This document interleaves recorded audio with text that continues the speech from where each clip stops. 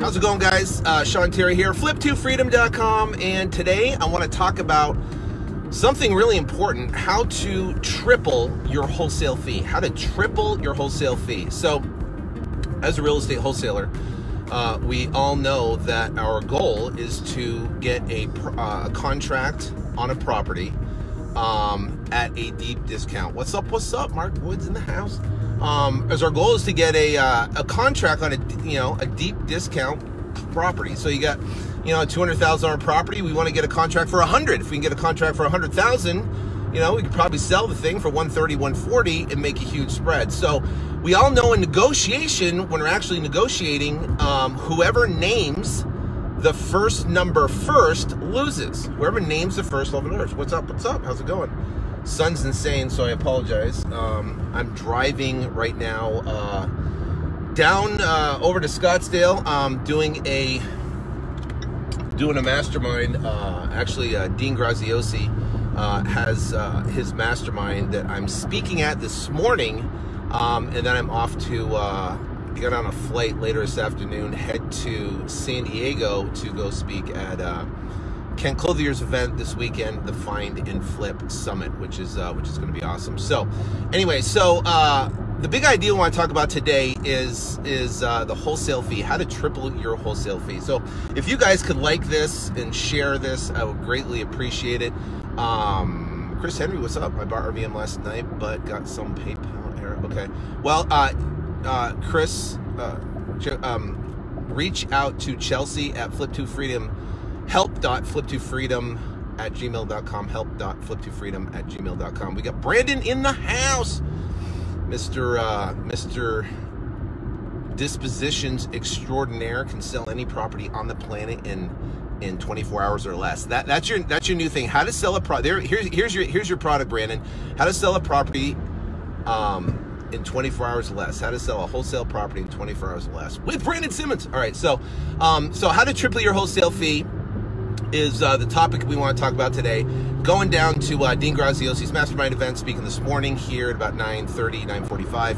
And I thought I'd get on here. I'm in San Diego. Well, I'm going to, the address of the event's going to be at the Hilton downtown, down by the gas lamp down there. So triple your wholesale fee. So here's the Holy Grail. Right, the Holy Grail. I talk to a lot of people across the country, and they're stuck at a wholesale fee at $5,000, $7,000. Now, think about this: if you guys triple your wholesale fee and you go from $5,000 to $15,000, what will that do to your business? Let's say you do 20 deals, right? At $5,000, you're talking about $100,000. So you got the same marketing, you got the same amount of marketing spend, right? You get the same amount of leads. You're doing the exact same thing. So your fixed cost with this scenario is the same, right? Fixed cost is the same. The only difference in the story about this sun, guys, is it's like brutal right now. So I'm gonna turn it around here. So the bottom line is that it's all your costs are the same. So what you're doing is you're applying a specific technique that we're going to talk about on this call right here to double, if not triple, your wholesale fee. So everything stays the same, right? Your marketing costs and everything stays the same. So what happens is, in this particular case, what you're going to do is triple your wholesale fee. So, same leads, same marketing, same everything. You do 20 deals. You make at $5,000, you make 100. At $10,000 spread, you make 200 grand. Right? 200 grand. You double your entire business by doubling your wholesale fee. Now, what if you triple it? Right? $15,000, times that. Now you got 300,000. So you go from a guy doing 100 grand to 300,000. All the marketing cost stays the same. So all you're doing is adding profitability to your bottom line. Profitability to your bottom line. Because you tripled your wholesale fee. Now, this is the Holy Grail. Now, think about this.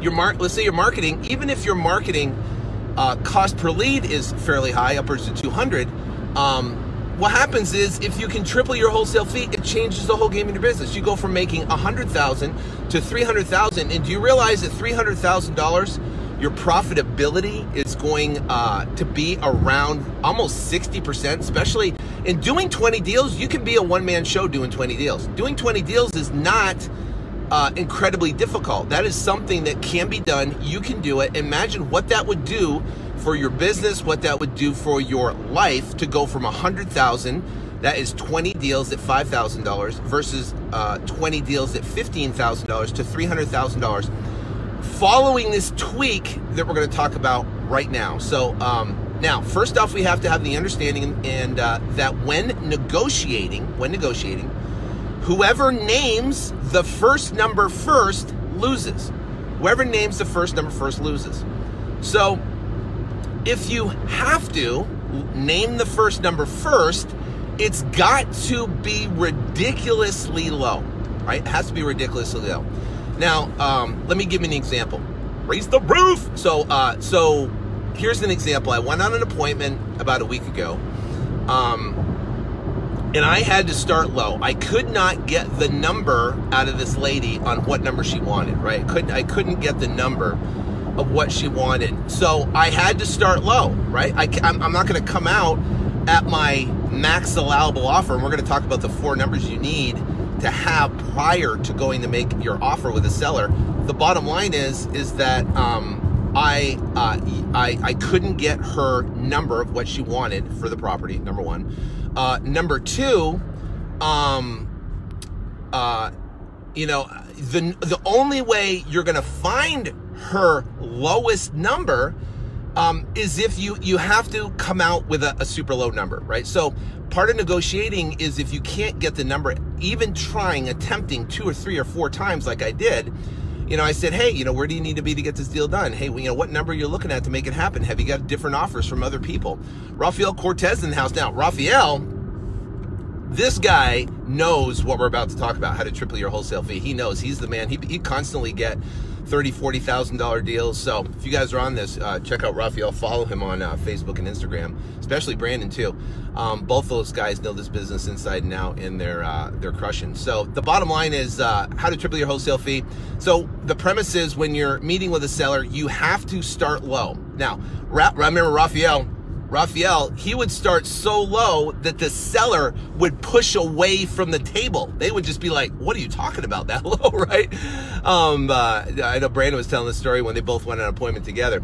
So anyway, so when you're negotiating, you have to start super low, but you also have to give yourself the ability to pivot. So I was on appointment last week. House was worth about $185 retail, all fixed up. And the house was trashed, right? Completely trashed. It was a mess. It was ridiculously how bad it was. And I went on the appointment. It's in Maryville. And so my first initial offer, what's up, Buffalo, New York? What my first initial offer was $60,000, and I had to flush out her low number, or you never know, they might take it.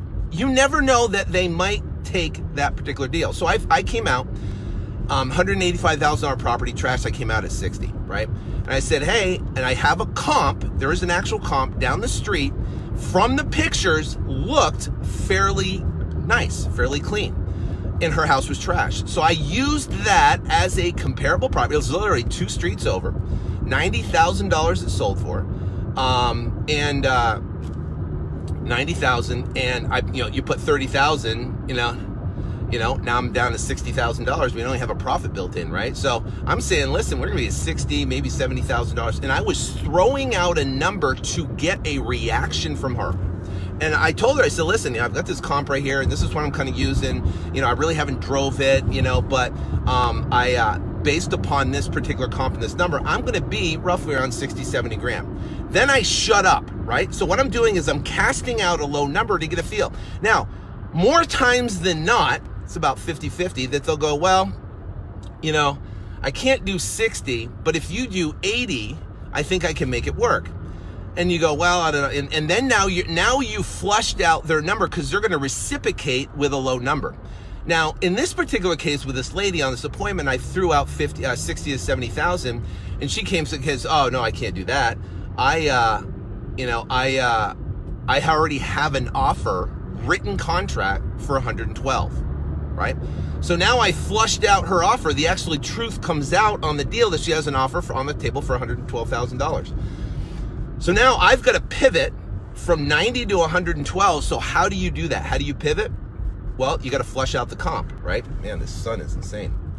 So you got to flush out the comp, right? So I got to go, I say, listen, well, you know, I can't, there's no way I can commit to over $112,000. I've got to go check on this comp. So I left her house. I said, listen, I'll be back in 5 minutes. I'm going to go drive the comp. I haven't had a chance to do it prior to our meeting, prior to the meeting. So what I'm going to do is I'm going to go drive the comp, and then I'll come back, and then I'll see. Now, if it's mint and it's fixed up and it's nice, obviously there's no way I can come even close to 112, but let's actually see what is, let's see that comp. So I left the house.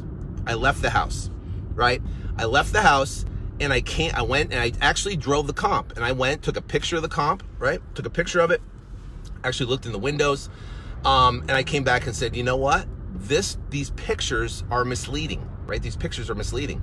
I said the house is actually trashed. It's in complete trash condition, worse than yours almost. So with that knowledge, and that house is a little bit smaller, I could bring my offer up to $115,000. So I was able to pivot from 60 to 115 fairly quickly and justifiably, because I had to flesh out that comp to see if that comp is real. I'm sorry about the sun, guys. It's like ridiculous right now. It's like pounding right in my face. So anyways, so I was able to pivot from that particular number. Now, here's the thing. There's 4 numbers that you must know prior to going on an appointment. 4 numbers you have to know prior. This is the analysis that we're doing. Now, Raphael was amazing at this.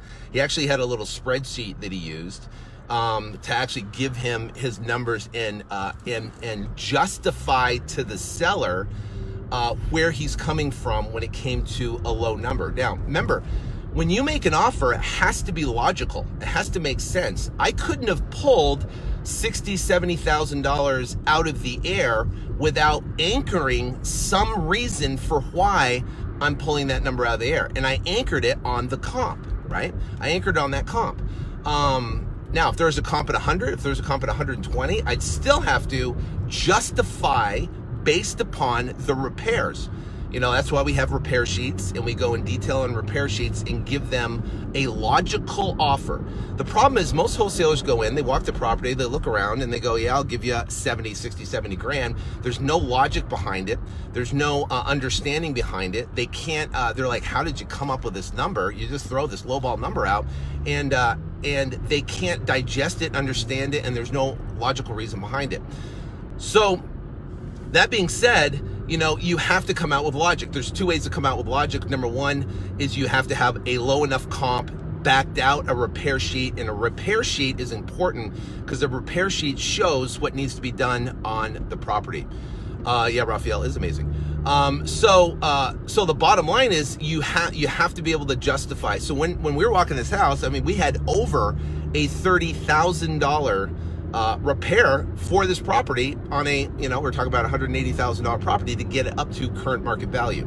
So you got to have some sort of logical repair sheet that makes sense. It doesn't have to be filled out on a light item. You don't have to take, you know, 45 minutes to go, you know, to go through the repair sheet. You're getting a generalization in a logical manner of understanding repairs. Now, here's the deal, is that if you really want to figure out repairs fairly quickly, what you can do is you can take the property square footage times anywhere from $8 up to $25 or $30 a foot, depending how trash. So this property, I would use about 25 to 30 bucks a foot to get a generalized number, and then I want to have a repair sheet that's going to reflect that so I can use it in part of the negotiation. So remember, I'm using the comp and I'm using the repair sheet to justify a significant low offer, and that significant low offer for me on that $185,000 house was $60,000, right? So We have it in part of the Flip to Freedom Academy. I go through this in detail. We have all the documents and everything, contracts and repair sheets and all that stuff. So all in the Flip to Freedom Academy. You know, so if you're a member of the Flip to Freedom Academy, it's right there to download. If you're not a member of the Flip to Freedom Academy, I would definitely go to Flip to Freedom Web Class, flip2freedomwebclass.com, and you can register for the webinar. And I go through in detail exactly what we're talking about right here with 4 real estate rookies and how they crushed it. So, anyways, the bottom line is that you have to have the repair sheet, right? Yeah, and you're able to justify those repairs off your comps. Now, the 4 numbers you need. The 4 numbers you need to be able to make your offer, and this has to be prepared prior to meeting the seller. This is how you analyze the deal, right? This is how you analyze the deal. Hey, thanks for all the hearts, and if you guys could share this, I greatly appreciate it. It would definitely help get reach out there. Hearts help, likes help, all that type of stuff. So I appreciate it. So anyway, so the 4 numbers. Number 1, when you're analyzing a deal, you're sitting in front of the computer, you're looking at comps, you're looking for the high comps in the subdivision in a quarter-mile radius, half-mile radius, and 1-mile radius. So you're looking for those comps, the high comps. These are renovated properties. These properties have granite 8-inch baseboards, you know, typically wood floors. They have stainless steel appliances. They have exterior, you know, paint or that's been done. You have landscaping done. So these are the properties in a subdivision, quarter-mile, half-mile, 1-mile radius that have been renovated and are either for sale or they have sold, right? And you're looking for those high comps. Now, why do we look at for sale? Well, more importantly than for sale, I'm actually looking for pending properties, and I want to see how fast they went pending. So if I look at, and I'm looking, remember, now what I'm trying to determine is ARV, after repair value. I'm taking into consideration sold comps, and I'm taking into consideration, CarCast. I'm taking into consideration the closed comp, and I'm taking into consideration pending comps that are renovated. Why do we look at pendings? Because pendings show that obviously the property will close. It might not close at the price that is shown right there as it's listed for, but a good indication will let you know of the area of how hot it is how fast it went pending. So I was looking at a property yesterday, and all the pending properties went pending in days. I mean, literally it hit the market in November and it went pending in at the mid-November, within 20 days, and all of a sudden, boom, the thing closes and it's done, right? So that's one. Another one would be a pending where, you know, it hits the market, goes pending in a matter of days. That's going to show you the demand of that particular subdivision or area, and if that price point is legit, right? So if you have a property and you look at it and it's on the MLS and it's listed and it's fully renovated and fixed up and actually looks nice, and it's sitting there for a long time, then they might have overpriced it, right? And if they've overpriced it, you know, you don't want to use that as a potential ARV or comp. So with a combination of the sold comps and with a combination of the pending sales and how fast they went pending in the subdivision, quarter-mile, half-mile, 1-mile radius in the area, what's going to happen now is you're going to determine what the ARV is. Once you determine the ARV, then we have to figure out the second number in the equation. The first number is ARV, what the retail value is. Second number in the equation is what is the exit number. You have to know the exit. You have to know, and this is all written down inside your folder, right? You write this down in your phone. Sorry about this sun, guys. This is like ridiculous. You write this down in your folder, and so you're writing the first number, you're writing ARV, and you're writing BAM, right? Let's call it 185. The second number you're writing down is exit number. What's my exit number? What am I going to sell the property for? Now, you're going to have your exit number on there, right? So if on your second number you're going to get, so with your exit number, that's what you're going to sell the property for. You can't offer above your exit number. You can't do it, right? If you offer above your exit number, then you're screwed, and now you've contracted a property at a high price. The problem is brand new wholesalers get started, they don't know an ARV, they don't know an exit number, they get excited when they're there at the house, the seller says, hey, I want this number, and they bid above their exit number, and they get the contract, and then they get back on these, you know, on Facebook and their questions and go, I got this property under contract, but I can't sell it. Well, why can't you sell it? Why? What's your exit number? Well, my exit number, I don't know. Well, if you don't know your exit number, how can you essentially negotiate, right? I negotiate, right?